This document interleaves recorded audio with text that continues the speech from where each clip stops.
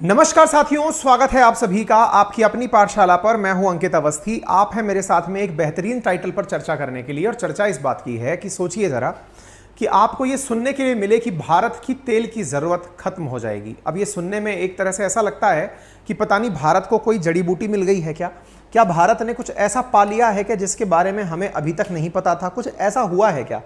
जी हाँ, आप लोग इस बात को बहुत अच्छे से सुने, क्योंकि भारत की ऊर्जा आवश्यकताओं की पूर्ति के लिए सबसे ज़्यादा जरूरी है कि भारत के पास ऑयल रहना चाहिए। जैसा आप सभी जानते हैं, अपने घर के अंदर घर का जो राशन है वो खरीदा जाता है इस हिसाब से कि हमारे पास 30 दिन तक के भोजन की पर्याप्त व्यवस्थाएं हों। आपके घर में जब भी कोई चीज़ें पेरिशेबल और नॉन पेरिशेबल गुड्स के रूप में आती हैं, मान लीजिए कि आपने अनाज लिया, तो इस समझ के लिया जाता है कि साल भर दोबारा ना खरीदना पड़े। आपको लगता है चीनी खरीदनी है तो आप इस तरह खरीदते हैं कि चल 7 दिन तक दोबारा ना खरीदें, एक ही बार में लेकर आ जाते हैं। इसी प्रकार से अन्य मसाले जब आप लेकर आते हैं किचन में, तो कोशिश करते हैं कि 7 दिन, 10 दिन, महीने भर के हिसाब से खरीद लिए जाएं। ठीक इसी प्रकार से जब आपको पेरिशेबल गुड्स में आपको सब्जियां खरीदनी है, फल खरीदना है, तो आप सोचते हैं कि एक बार में 3-4 दिन का खरीद लें। लेकिन देश की ऊर्जा आवश्यकता जो कि डेली है, यानी तेल खराब हो ना हो सब चीजें साइड में है, लेकिन डेली की आवश्यकता है कि मुझे मेरी गाड़ी चलानी है तो तेल तो डलेगा ही। और ऐसी स्थिति में जब देश की कुल इंपोर्ट का 85% ऑयल, देश की कुल आवश्यकता का 85% ऑयल इंपोर्ट किया जाता हो, यानी कि खरीदने से ही काम चलता हो, तो उस समय कितने दिन का रिजर्व हमारे पास हो, यह बड़ी चुनौती है। विचार करिए कि भारत को अपनी कुल ऊर्जा आवश्यकता, दुनिया की तीसरी सबसे बड़ी अर्थव्यवस्था है भारत तेल खरीदने के मामले में, क्रूड ऑयल खरीदने के मामले में। और भारत जैसे देश का जहां पूरा काम 85% खरीदने पर आधारित है, जिसमें इन दिनों हम सबसे ज्यादा रूस से खरीद रहे हैं, बड़ा सवाल यह है कि हम कितने दिन का तेल खरीद के घर में रखें ताकि भविष्य में किसी प्रकार की चिंता आपातकाल की अगर हो जाए तो हमें टेंशन ना लेनी पड़े। बोले आपातकाल की चर्चा क्यों करते हो? क्योंकि 90s के दशक में भारत ने वो समय देखा है जब हम हैंड टू माउथ स्थिति में आ गए थे। ऐसा क्यों? हमारे पास तेल खरीदने के लिए तो पैसा था, लेकिन तेल इतना महंगा हो गया क्योंकि खाड़ी युद्ध हो गया। अमेरिका ने खाड़ी देशों के ऊपर हमला बोल दिया। खाड़ी युद्ध, इराक और ईरान वाला जो मामला फंसा, इसके बाद में स्थिति ऐसी बढ़ी कि तेल के दाम आसमान छू गए, भारत की अर्थव्यवस्था चरमरा गई, यानी कि कंगाली में आटा गीला हो गया। उस समय भारत की स्थिति पहले ही डामाडोल थी और तेल ने महंगा होकर हमें यह याद दिला दिया कि ऐसे नहीं चलेगा। भारत ने 90 का दशक बड़ी मुश्किल से काटा तेल की किल्लत में रहते हुए। 98 में जाकर अटल जी ने यह विचार किया कि यार ऐसे तो काम नहीं चलेगा। देश को ऐसी समय, भाई युद्ध भी हो जाए, मान लीजिए रशिया यूक्रेन कन्फ्लिक्ट जब हुआ, तो कन्फ्लिक्ट के शुरुआती दौर में तो धड़ाधड़ न्यूज ये आ रही थी कि सैंक्शन लग गए, सैंक्शन लग गए, सैंक्शन लग गए। कहीं से भी ये गुड न्यूज नहीं आ रही थी कि वहां से गेहूं बिकना शुरू हो गया, कि तेल बिकना शुरू हो गया। तो कोई भी युद्ध लगभग 30 से 35 दिन तक ऐसी स्थिति में रहता है कि कोई और ऑप्शन सोचा ही नहीं जाता।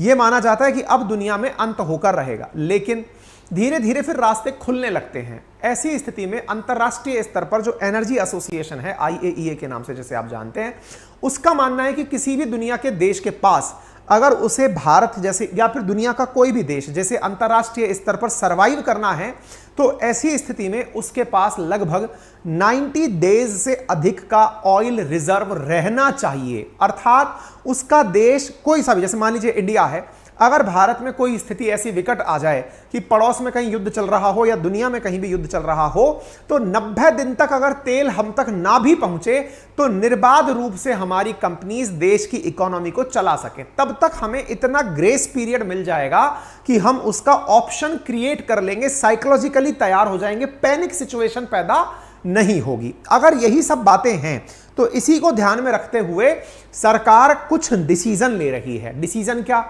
ऐसे ऑयल रिजर्व बनाने की कोशिश की जा रही है जो आपातकाल के समय काम आ सके। अर्थात जैसे आप लोग घर में अनाज खरीदते हैं तो अनाज को खरीदकर एक बड़े से टैंक में भरकर रख देते हैं कि इसको भविष्य में यूज करेंगे, या फिर गोडाउन के अंदर आप अनाज डाल देते हैं कि इसे भविष्य में यूज करेंगे। अनाज तो रखा जा सकता है, तेल जो कि बहुत जल्दी उड़ता है, वेपर बहुत जल्दी बनता है, इसलिए उसे सुरक्षित रखने का बहुत तगड़ा तरीका ढूंढना होगा।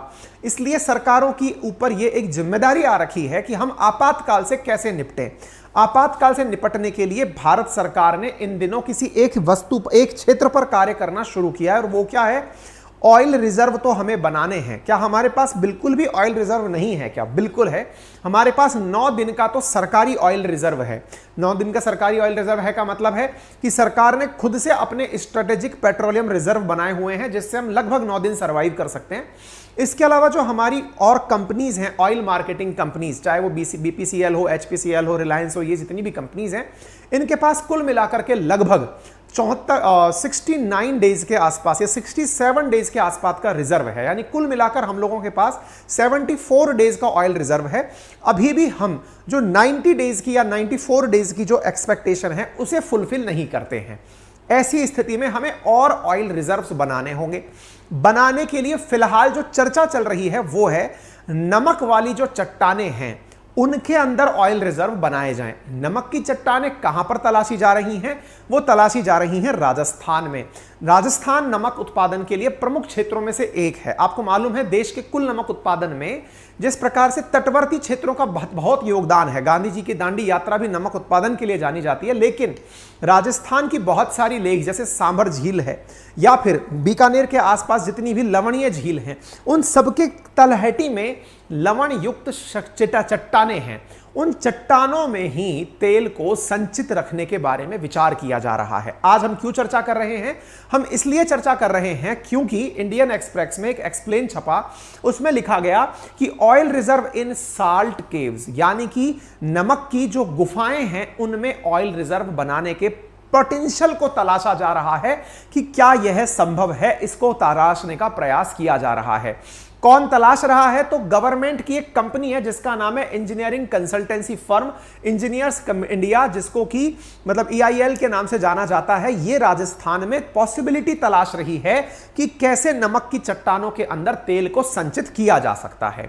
इसको ध्यान में रखते हुए ये पूरी तरह से ऐसे प्लान्स बना रहे हैं कि राजस्थान में साल्ट की गुफाएं बनाकर, नमक की गुफाएं खोदकर, साल्ट की बड़े बड़े गड्ढे खोद करके नमक को तो बाहर निकाल दिया जाए और उसमें तेल भर दिया जाए। इसकी संभावना तलाश रहे हैं। आपके दिमाग में सवाल बनेगा, दुनिया भर के लोग क्या ऐसे ही करते हैं क्या? जी हां, चीन के अंदर भी देखिए जमीन में गड्ढे खोद करके तेल भर रखा है। अमेरिका में भी देखिए जमीन में गड्ढे खोद करके तेल भर रखा है। तो फिर इंडिया क्या कर रहा है? इंडिया भी ऐसा करता है। इंडिया के पास ऑलरेडी 3 ऑयल रिजर्व हैं। विशाखापट्टनम में है, मैंगलोर में है, पादुर में है। विशाखापट्टनम आंध्र प्रदेश, मैंगलोर कर्नाटका, पादुर कर्नाटका, इन तीनों में हमारे पास में ऑयल रिजर्व्स हैं।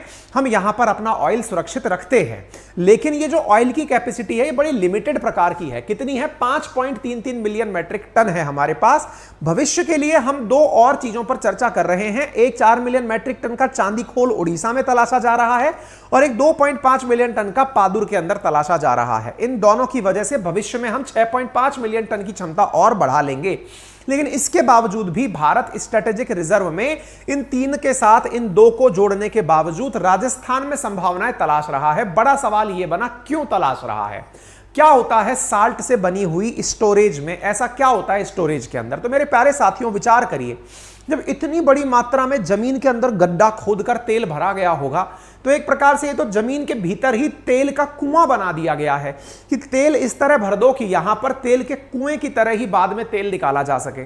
लेकिन बड़ा विचार यह है कि ये कितना बड़ा कुआं बनेगा या फिर कितनी मेहनत लगेगी इस गड्ढे को खोदने में, क्योंकि स्ट्रेटेजिक ऑयल रिजर्व अगर इतना ही आसान होता तो निश्चित ही हम अब तक तो खोद चुके होते।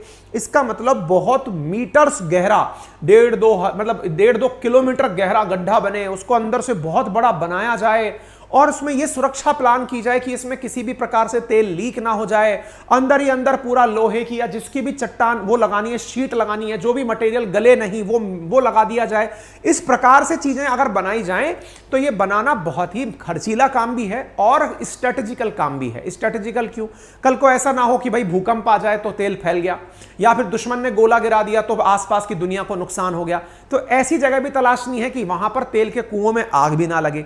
इन सबको ध्यान में रखते हुए इन्हें बड़ी सोच समझ के साथ बनाया जाता है। लेकिन चूंकि गड्ढा खोदने में बहुत खर्चा आता है तो अमेरिका वाले क्या करते हैं, वो एक टेक्नोलॉजी पे काम करते हैं और वो टेक्नोलॉजी आपको भी जान करके मजा आ जाएगा। क्या टेक्नोलॉजी पर काम करते हैं साहब ये लोग?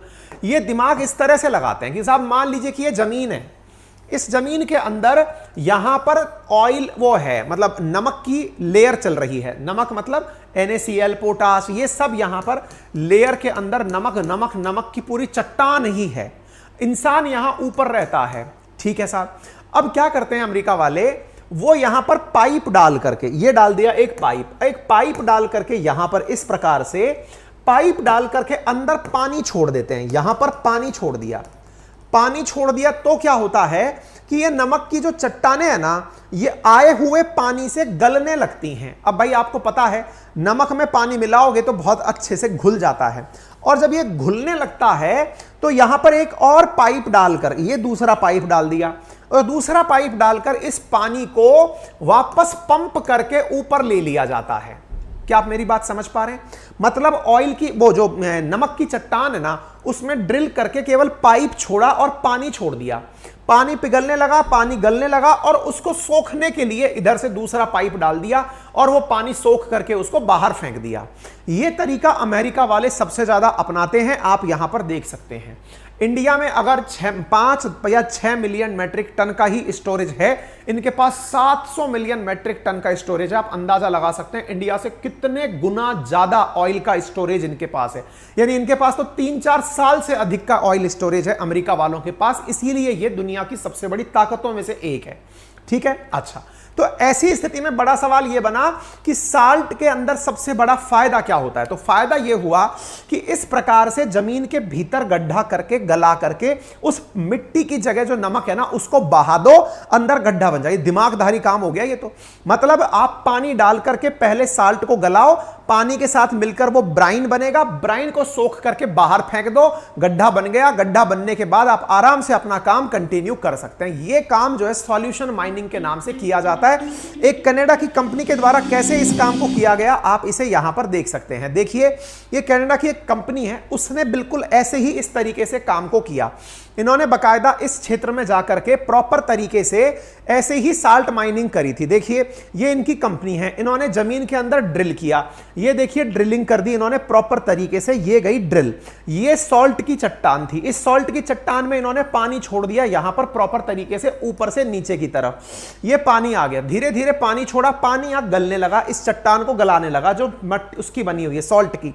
ये गली हुई चट्टान को इन्होंने उल्टा वापस से यूज ले लिया सोखने के लिए। ये पानी वापस से ऊपर चढ़ना शुरू हो गया, ये ऊपर की तरफ चढ़ना शुरू हुआ। आप इसको देख सकते हैं, यहां पर ये जो गुफा सी बनती चली जा रही है ना, यही इनके लिए सबसे काम की चीज है।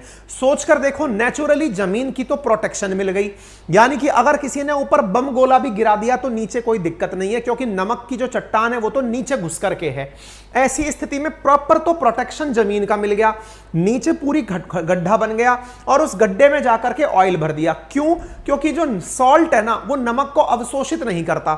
यहां से इसको बाहर निकाला, प्रॉपर इवोपरेशन माध्यम से नमक को बाहर निकाल लिया और इस प्रकार से नमक को ट्रेन में भर करके लाद दिया और ट्रेन लेकर निकल दी। पोटेशियम लेकर, सोडियम लेकर के ट्रेन चलना शुरू हो गई।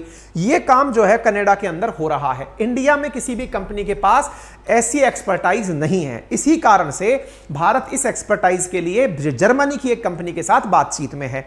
क्या सर ये जरूरी है क्या इस तरह से करना? बिल्कुल जरूरी है। क्यों जरूरी है, एक बार के लिए देखिए। जरूरी इसलिए है क्योंकि ओपेक प्लस कंट्रीज हाल ही में फिर से ऑयल की कटौती कर दी है। ऑयल की कटौती का मतलब, बाय द वे, ओपेक क्या होता है, हमने अपने एप्लीकेशन, अपनी पाठशाला पर प्रॉपर इंफोग्राफिक डाला हुआ है। ऑयल प्रोड्यूसिंग मतलब कंपनी कंट्रीज हैं जो ऑर्गेनाइजेशन ऑफ पेट्रोलियम और एक्सपोर्टिंग कंट्रीज का है। ये देश आपस में मिलकर तेल के उत्पादन को नियंत्रित करते हैं, यानी तेल का उत्पादन कितना हो, मार्केट में उसका भाव कितना हो, यह निर्धारित करते हैं। ठीक है, इन्होंने हाल ही में क्या किया, तेल का उत्पादन घटा दिया। उत्पादन घटेगा तो क्या होगा, उत्पादन घटेगा तो मांग पर प्रभाव पड़ेगा, डिमांड इंक्रीज होगी, सप्लाई घटेगी तो दाम बढ़ेंगे। इन देशों को तेल भेजने से पहले दाम बढ़ाने हैं, दाम बढ़ा करके ही ये सप्लाई को बढ़ाएंगे। ठीक है ना। इस प्रकार से भारत के पास तो चलो फिलहाल के लिए रशिया एक ऑप्शन है। अगर रशिया हमारे पास ऑप्शन नहीं रहा होता तो आज दुनिया में तेल का भाव $200 प्रति बैरल से ऊपर होता, ओपेक की हरकतों के कारण। खैर कोई बात नहीं, भारत भारत को मालूम है कि इनसे कैसे निपटना है। इसी कारण से भारत जानता है कि स्थितियों से निपटने के लिए हमारे पास स्ट्रेटेजिक ऑयल रिजर्व का होना अच्छा जरूरी है, और यही कारण है कि इंडिया इस तरह की चीजों को सपोर्ट कर रहा है। भारत इंडिया के अंदर प्रॉपर तरीके से इंडियन ऑयल स्ट्रेटेजिक रिजर्व को बनाने का प्रयास कर रहा है। सबसे पहले हमें 1990 के दशक में इसकी आवश्यकता पूरी हुई थी। अटल जी ने 1998 में जाकर के पहली बार निर्माण का प्लान जारी किया। 2005 के अंदर 2837 करोड़ रुपए इनके बनाने की लागत आंकी गई थी स्ट्रेटेजिक ऑयल रिजर्व की, और पहले फेज के अंदर 53.3 लाख टन क्षमता वाले हमने 3 ऑयल रिजर्व बना लिए थे, जो कि मैंने अभी हाल आपको बताए कर्नाटका और आंध्र प्रदेश के अंदर। तो फिर सवाल बना कि सॉल्ट की केव चर्चा में क्यों आई, क्योंकि यह सस्ती पड़ती है। सस्ती क्यों पड़ती है? क्योंकि आपको खड्डा खोदने में पैसा खर्च नहीं करना, दूसरा सॉल्ट तेल को अवशोषित नहीं करता, इसलिए दोनों प्रकार से तेल बचा रह जाता है। इसको ध्यान में रख करके काम किया जा रहा है। बड़ा सवाल, क्या कहती हैं दुनिया की एजेंसीज? तो इंटरनेशनल एनर्जी एजेंसी IEA का कहना है कि दुनिया में जितने भी देश हैं उनके पास 90 दिन का कम से कम तेल का रिजर्व होना चाहिए।